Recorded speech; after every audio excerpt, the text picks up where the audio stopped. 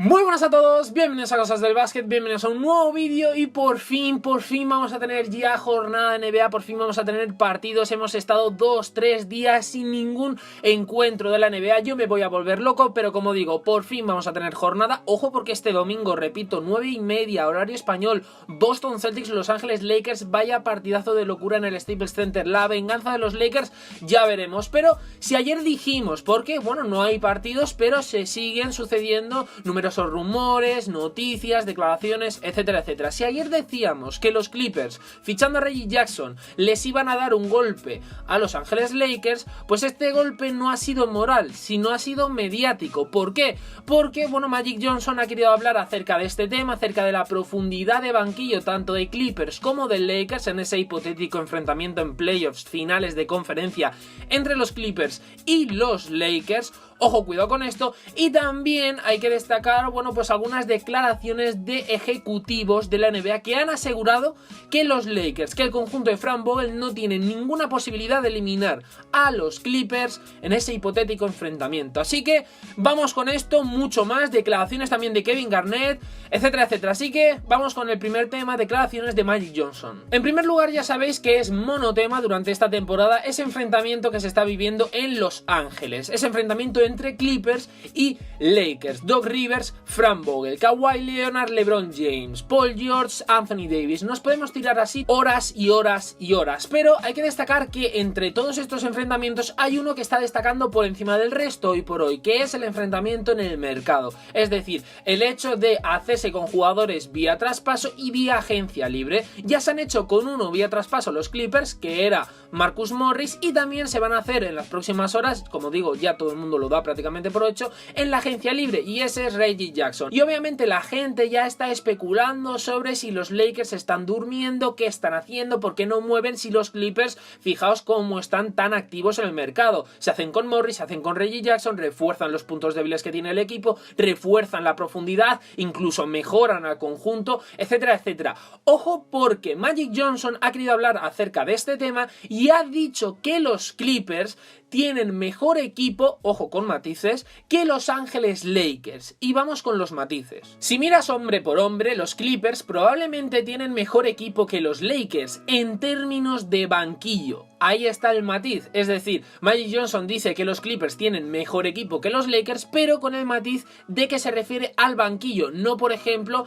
en cuanto al quinteto titular, y esto hay que tenerlo muy en cuenta. Me parece muy llamativo ese matiz, sobre todo porque creo que Magic Johnson sí que opina que en cuanto a quintetos titulares y sobre todo pareja, es decir, Anthony Davis, LeBron James, Kawhi Leonard, Paul George, prefiere los de Los Ángeles Lakers. Para mí, Anthony Davis y LeBron James van a ser la clave, la manera en la que dominen la serie. Luego necesitaremos, refiriéndose a los Lakers, un tercer anotador. ¿Y ese anotador quién puede ser? Para mí, hoy por hoy, que tienen en la plantilla Los Ángeles Lakers, es Kyle Kuzma. Para mí, la clave de ese tercer anotador que pueden tener Los Ángeles Lakers es Kyle Kuzma. El problema de Kuzma, lo que siempre venimos diciendo, la regularidad. Necesitan los Lakers un Kuzma que aporte pues 15, 16, 17 puntos por partido todas las noches, sobre todo me refiero a los playoffs. Tiene que ser súper importante en el esquema de Frank Vogel. Yo creo que le han dado un voto de confianza, le han dado una oportunidad y puede ser prácticamente la oportunidad de su vida para demostrar si puede ser importante y relevante en un esquema de un equipo importante como son los Lakers,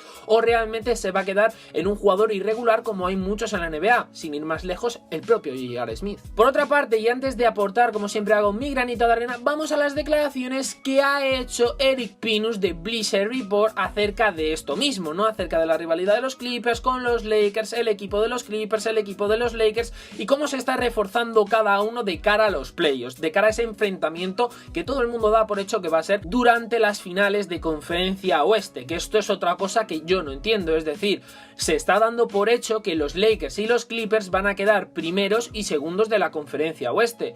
Bueno, aquí Denver Nuggets yo creo que no pinta nada, es decir, todo el mundo lo descarta. Houston Rockets más de lo mismo, equipos tops de la conferencia oeste no pintan nada, o sea, todo el mundo da por hecho que los Lakers y los Clippers van a ser primeros y segundos de conferencia, da igual el orden, pero dan por hecho esto. Y a mí particularmente me llama mucho la atención esto porque si analizamos hoy por hoy la clasificación de la conferencia oeste, Denver Nuggets está segundo a 4 partidos de los Lakers con 38 victorias, 17 derrotas, un 69,1% de victorias, están con un partido por encima de ventaja sobre Los Ángeles Clippers que son terceros y ojo porque Utah Jazz está a medio partido de los Clippers, a medio partido, y Houston Rockets, ojo, están a 2 partidos y medio, es decir, no hay una distancia realmente insalvable durante esta segunda vuelta de la temporada, es decir, yo creo que Utah Jazz puede dar mucha guerra, creo que Houston Rockets puede dar mucha guerra y esto unido a que los Clippers durante toda la temporada regular, con ese tema del load management, el no poder contar muchos minutos con su pareja estrella, ni siquiera algunas veces con ninguno de los dos,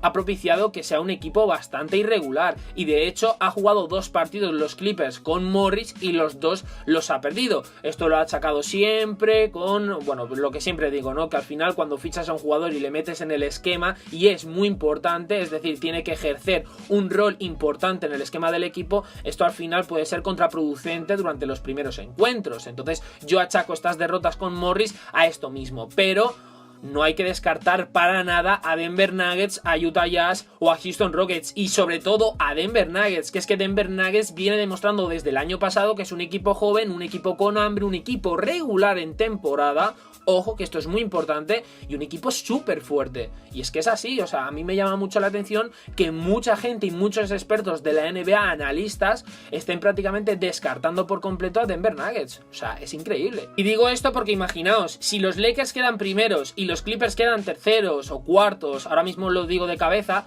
puede que no veamos un enfrentamiento finales de conferencia oeste entre Clippers y Lakers. A lo mejor ese enfrentamiento lo vemos en semifinales, o no lo vemos, es decir, a lo mejor los Lakers son eliminados en primera o segunda ronda de los playoffs y los Clippers más de lo mismo, es decir, aquí hay que hacer muchísimas conjeturas y no hay que dar nada por hecho, y menos en la NBA, porque es que pasan miles de cosas y a veces muchas sorpresas. Pero bueno, volviendo a todo esto que me he ido un poco del tema, a las palabras de Eric Pinus de Bleacher Report, este ha dicho: no hay forma de que los Lakers venzan a los Clippers en una serie de 7 partidos. El equipo necesita otro base que pueda manejar, pero que también pueda jugar con LeBron como tirador. Ese no es Rajon Rondo. Y además a todo esto también quiero destacar que aparte de darle un palito, como quien no quiere la cosa, a Rajon Rondo, también ha querido hablar de Quinn Cook y Alex Caruso, diciendo que ninguno de estos dos jugadores están a la altura. Realmente, a ver, yo puedo entender en cierta parte lo de Quinn Cook, que tampoco lo entiendo mucho, la verdad, pero no entiendo para nada lo de Alex Caruso. Es decir, tú cuando analizas a Alex Caruso tienes que ir mucho más allá de lo meramente deportivo. Es decir, al final es un jugador que sí, en cuanto al físico, etcétera, etcétera, a lo mejor no es un jugador espectacular, pero en cuanto al vestuario, el propio LeBron James lo ha dicho, es súper importante. Si analizamos, por ejemplo, el roster de los Clippers y tiramos de nombres, por ejemplo, Ivica Zubac no es súper importante, no es un jugador franquicia, ni un jugador que vaya a marcar época como escudero de Kawhi o de Paul George en Los Ángeles Clippers, no, pero a lo mejor en cuanto al vestuario es importante. Y Alex Caruso aporta mucho en ataque y en defensa, porque el jugador al final se deja la piel en cada partido, porque simplemente hay que verle y te das cuenta de ello, pero al final es un jugador que aporta mucho en el vestuario. Y para mí, analizando los dos equipos, es mucho más importante un Alex Caruso en los Lakers que un Ivica Zubac en los Clippers. Para mí, esto es opinión personal. Entonces, realmente creo que sí que está a la altura Caruso, pero no me refiero solo a lo deportivo, me refiero sobre todo a lo moral. Y yo pongo mucho énfasis en esto, ya lo sabéis, porque yo he visto, no lo he visto en directo, pero he visto repetidas finales de los 80 entre los Lakers y los Celtics, y muchas veces el equipo que tiene más talento, el equipo que tiene mejor plantilla, no es el equipo que ha ganado. Lo he dicho 1000 veces, los Lakers del Showtime tenían mejor equipo todos los años que los Boston Celtics de Larry Bird, Kevin McHale o Robert Parrish, y ellos mismos lo han confirmado en ese documental de la ESPN de la rivalidad entre Lakers y Celtics. Larry Bird, Kevin McHale, Robert Parrish afirmaban que los Celtics eran peores que los Lakers y que por talento, que por juego no les iban a ganar en la vida. Y a partir de ahí, bueno, pues por el carácter de los Celtics, por algunas triquiñuelas, etcétera, etcétera, las utilizaban para ganar y de hecho ganaron en ellos a los Lakers del Showtime sin ser el mejor equipo. Entonces, cuando tú te enfrentas en unas finales de conferencia, en unas finales de la NBA o en un partido súper importante como puede ser estas series entre Clippers y los Lakers, todo esto trasciende mucho más allá de lo deportivo, trasciende mucho más allá del juego. Hay que analizar muchas cosas y para mí es súper importante el nivel de unión que tiene una plantilla y que tendrá otra cuando llegue ese momento, cuando llegue ese enfrentamiento. Y por otra parte también quiero destacar otro aspecto a tener en cuenta que creo que va a influir de cara al futuro, sobre todo en este hipotético enfrentamiento que, como digo, veremos a ver si se produce, que es el tema del load management y cómo se aplica el load management. Doc Rivers ya hemos visto que lo está aplicando constantemente en sus jugadores, en Kawhi Leonard y Paul George, sobre todo en Kawhi Leonard porque quiere administrar la energía de sus estrellas para llegar a los playoffs, para que estén al 100%. Esto está muy bien, pero ojo con la regularidad que tengan físicamente los jugadores en cuanto a la temporada regular, porque si llega por ejemplo un enfrentamiento en playoffs, un enfrentamiento muy exigente en cuanto al físico y no tienen un nivel suficientemente alto de regularidad para poder soportarlo, ojo porque pueden estar expuestos a posibles molestias o lesiones, ya no digo graves, pero pueden ser pequeñas molestias que pueden pues dificultar el rendimiento de los jugadores a nivel individual y a nivel colectivo. Entonces esto es muy importante porque sí, está muy bien administrar a los jugadores, que jueguen menos partidos para llegar al 100% en playoffs, pero como no tengan una regularidad, como el físico no se acostumbre a un nivel competitivo alto y lleguen los playoffs y lleguen unas series que les exijan de verdad físicamente hablando, cuidado con esto, cuidado. Porque ya digo, en este tipo de enfrentamientos que son tan heavies, tan importantes, tan fuertes, tan mediáticos, Lakers Clippers este año o los Lakers Celtics de toda la vida, van mucho más allá estos enfrentamientos que lo meramente deportivo. Y simplemente os voy a poner un ejemplo de cómo los Lakers decantaron la balanza con una simple acción de Pat Riley a favor en unas de las finales que jugaron contra los Boston Celtics. En ese documental se puede ver que, bueno, pues al final los Lakers estaban muy tocados porque no conseguían ganar a los Celtics en las finales, etcétera, etcétera. Y Jabbar estaba también tocado porque ya estaba en la recta final de su carrera, se le tachaba de viejo, que ya no valía como antes, etcétera, etcétera. Y en uno de estos viajes de autobús, creo que era al estadio, Pat Riley tenía la norma en los Lakers de que los jugadores, bueno, pues viajasen solos, es decir, que no viajasen con los familiares.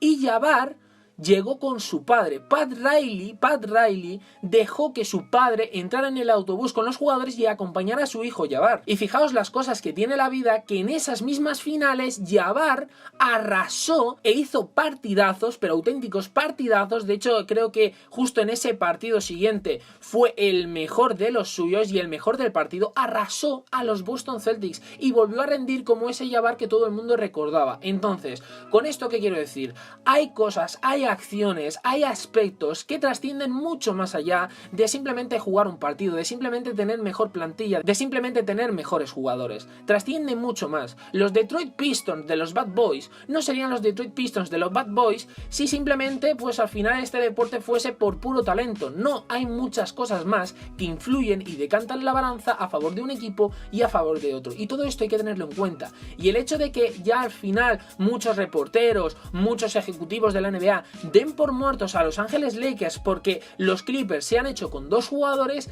me llama mucho la atención y no sé realmente si analizan el cómputo completo que hay que analizar. Pero bueno, como digo, que me he alargado mucho con el tema, creo que hay que analizar muchas cosas en cuanto a este hipotético enfrentamiento que veremos a ver si se produce. Me parecen acertadas las declaraciones de Magic Johnson aclarando que se refiere al banquillo, porque creo que en cuanto al quinteto titular, para mí los Lakers están un puntito por encima, y sí, lo digo, aunque hayan fichado los Clippers a Morris, para mí los Lakers están un puntito por encima. Y ojo con el fichaje estrella, yo aquí lo digo y lo sigo diciendo, creo que el as bajo la manga de los Lakers es de Marcus Cousins. Como llegue de Marcus Cousins a los Lakers y llegue a los playoffs y consigan que rinda a un 70% del nivel de Marcus Cousins, cuidado, porque cualquier equipo que se enfrente en playoffs a Los Ángeles Lakers tiene un problema, porque DeMarcus Cousins no es un jugador que simplemente juegue en zona. zona. No, ya lo vimos con los Pelicans. Es un jugador que puede ir a la línea del 3. Es un jugador mucho más versátil que Jamal McGee y que Dwight Howard. Es un tipo de jugador a lo Anthony Davis, que te puede jugar en el exterior y que te puede jugar en el interior.